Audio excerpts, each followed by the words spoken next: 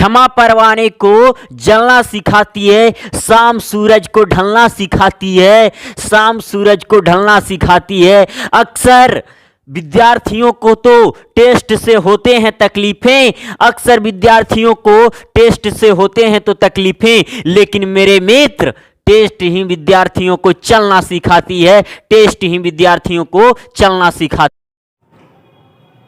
तो हेलो मेरे दोस्तों, आप लोग खुश होंगे, मस्त होंगे, बिल्कुल स्वस्थ होंगे। हम भी आपकी दुआ से खुश हैं, मस्त हैं और बिल्कुल स्वस्थ हैं। आइए मेरे प्यारे भाई, आज हम लोग अल्फाबेट एंड पोजीशन टेस्ट का आप लोग को हम 7 टाइप बताए थे, उसका आज हम समरी लेकर आए हैं। क्या लेकर आए हैं? समरी लेकर आए हैं। तो समरी में आप लोग को मालूम होगा कि पूरे निचोड़ है 7 टाइप में। तो आपको पूछा जाएगा पहला प्रश्न आपको पूछा जाएगा कि बाएं से चौथा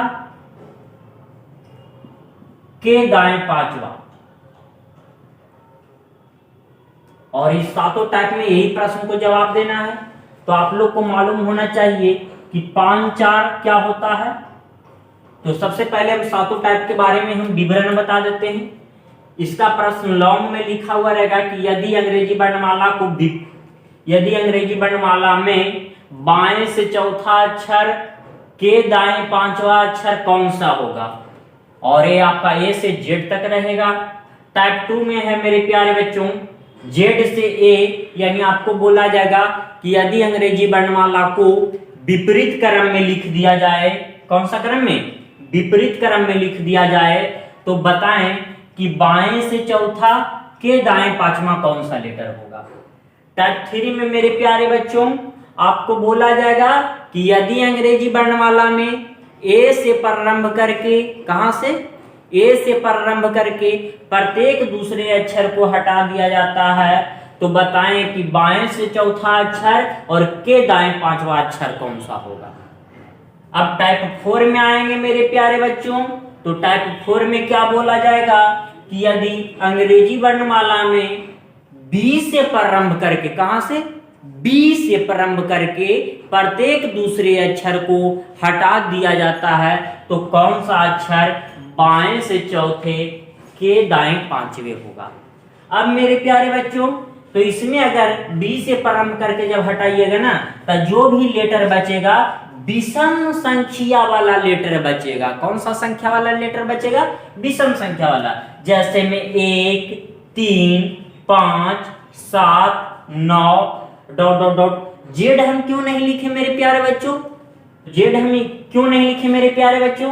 क्योंकि जेड सम संख्या वाला लेटर है तो जेड तो समाप्त ही हो जाएगा। तो जेड समाप्त हो जाएगा तो बचेगा बाई, विषम संख्या वाला लेटर।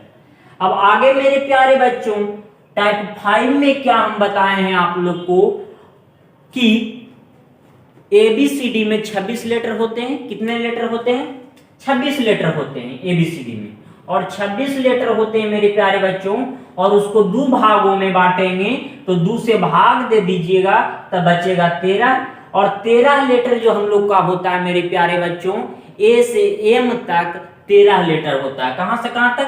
तो ए से एम तक 13 लेटर होता है मेरे प्यारे बच्चों।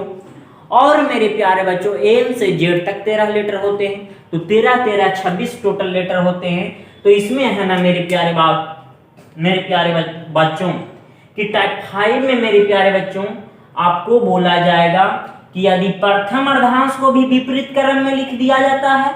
विपरीत क्रम के अर्थ हुआ मेरे प्यारे बाबू कि ए जो इधर रहना चाहिए ए इधर हो जाएगा और एम इधर रहना चाहिए तो एम इधर हो जाएगा। तो इसमें बोलेगा आपको कि प्रथम अर्धांश तथा द्वितीय अर्धांश दोनों को विपरीत क्रम में लिख दिया जाता है। तो दोनों विपरीत क्रम में नहीं लिख दिए हैं। देखिए तो ए से एम होना चाहिए लेकिन है क्या? एम से ए है। यहां भी देख रहे हैं हम लोग तो एन से जेड होना चाहिए लेकिन है क्या? जेड से एन है। तब दोनों को विपरीत क्रम में लिख दिया गया है मेरे प्यारे बच्चों। तो आपको पूछेगा तो बताएं कि बाएं से चौथा के दाएं पांचवा कौन सा होगा। आगे मेरे प्यारे बच्चों टाइप 6 में क्या बोला जाएगा आपको कि यदि सिर्फ और सिर्फ प्रथम अर्धांश को विपरीत क्रम में लिख दिया जाता है, किसको? प्रथम अर्धांश को विपरीत, तो सिर्फ या केवल बोलेगा मेरे प्यारे बच्चों, तो हम लोग सिर्फ और सिर्फ प्रथम अर्धांश को चेंज करेंगे, द्वितीय अर्धांश को चेंज करने की प्रयास नहीं करेंगे, अन्यथा गलत हो जाएगा। तो मेरे प्यारे बच्चों प्रथम अर्धांश को चेंज कर देंगे और द्वितीय अर्धांश एन से जेड तक उसी प्रकार लिख देंगे। अगला है मेरे प्यारे बच्चों टाइप 7 में कि आपको बोला जाएगा कि केवल द्वितीय अर्धांश को विपरीत क्रम में लिख दिया जाता है। क्या क्या क्या कि केवल द्वितीय अर्धांश में केवल द्वितीय अर्धांश को विपरीत क्रम में लिख दिया जाता है। तो केवल हम द्वितीय अर्धांश को विपरीत क्रम में लिखेंगे, प्रथम अर्धांश को सेम उसी प्रकार छोड़ देंगे। तो यहाँ पर मेरे प्यारे बच्चों यही प्रश्न को ये सातों टाइप में आंसर देना है, सातों टाइप में आंसर देना है। तो आप लोग देखते रहिए।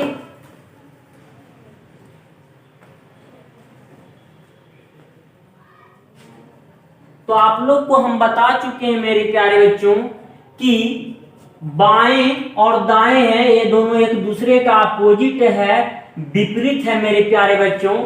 तो बाएं दाएं दोनों अपोजिट पोजीशन है, विपरीत पोजीशन है, तो विपरीत में जुटता है। तो बाएं दाएं तो 5 4 9 और 9 जो हम लोग को आंसर देना है ना मेरे प्यारे बच्चों, कहां से देना है?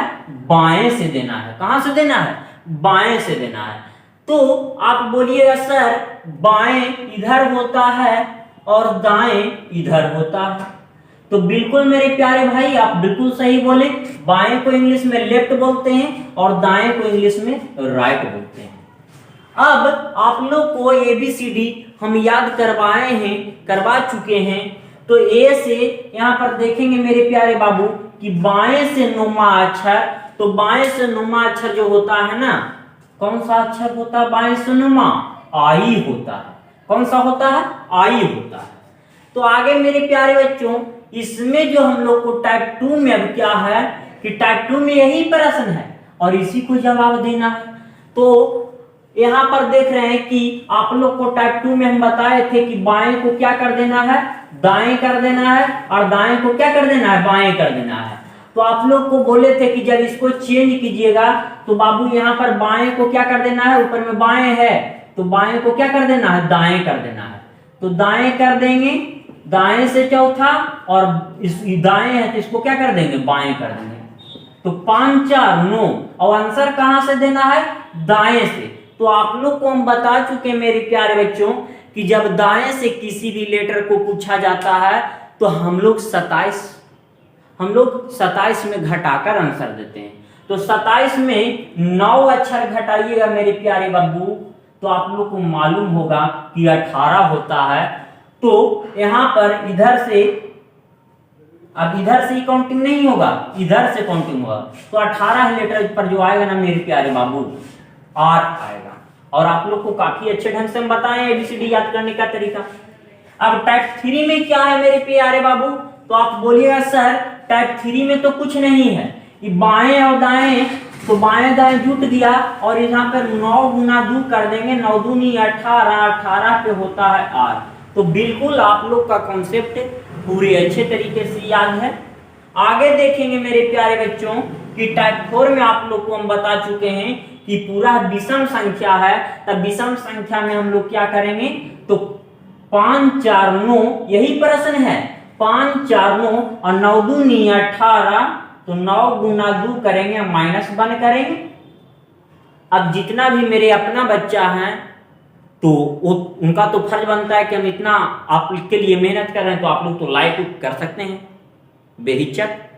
तो आप लोग लाइक कर दीजिए और कमेंट में भी कमेंट करके हमारा मोटिवेशन बढ़ाइए कि हाँ सर अच्छा लगा। तो 9 दूनी 18, 18 में से एक जगह मेरे प्यारे बच्चों तो आएगा 17 और 17 पे होता है Q। अब मेरे प्यारे बच्चों टाइप 5 पे हम लोग आ गए। तो टाइप 5 में आप लोग को मालूम होना चाहिए कि यहाँ पे 9वां निकालना है, बाएं और दाएं से 9वां अक्षर ही निकालना है सभी प्रश्न में। तो बाएं से हम लोग को आंसर देना है तो बाएं से देना है। तो देखिए तो बाबू यहाँ पर एम से ए के पास जा रहे हैं, तो ये 13 ही में ना, 13 के बीच में नहीं आ जाएगा जी। यहाँ पर एम से जा रहे हैं बाबू, तो एम से जा रहे हैं ए के पास, तो आप लोग को मालूम होना चाहिए कि ए से जेड होता है, और जेड से हम लोग काउंटिंग करते हैं तो 27 में घटा कर देते हैं। तो उसी प्रकार ए से अगर एम रहा, ए से अगर एम रहा बाबू, और एम से काउंटिंग पूछेगा, तो यहाँ टोटल लेटर होता था 26, तो 27 में घटा कर देते थे, और ए से एम तक टोटल लेटर होता है 13, तो हम लोग कितना में घटा कर जवाब देंगे मेरे प्यारे बच्चों? तो 14 में घटा कर जवाब देंगे। तो 14 में से 9 गया तो बचा कितना? 14 में से 9 जाएगा बाबू, तो बचेगा कितना? 5 बचेगा। कितना बचेगा? 5 बचेगा। तो 5 पे कौन सा लेटर होता है?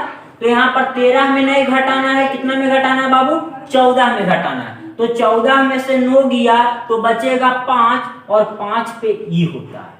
आगे मेरे प्यारे बच्चों यहाँ पर देख रहे हैं टाइप 6 में, तो एम से ए ही के अंदर ना आ जाएगा जी, बाएं से चौथा और दाएं से 5वां, तो 9 के ही 13 के अंदर ना आएगा बाबू, तो 13 के अंदर आएगा, और काउंटिंग करना है हमको एम से। अब एम बोलेगा तो 14 में घटाएंगे, जेड बोलेगा तो 27 में घटा कर देंगे आंसर। तो 14 में से 9 गया तो 5, और 5 पे क्या होता है? ई होता है।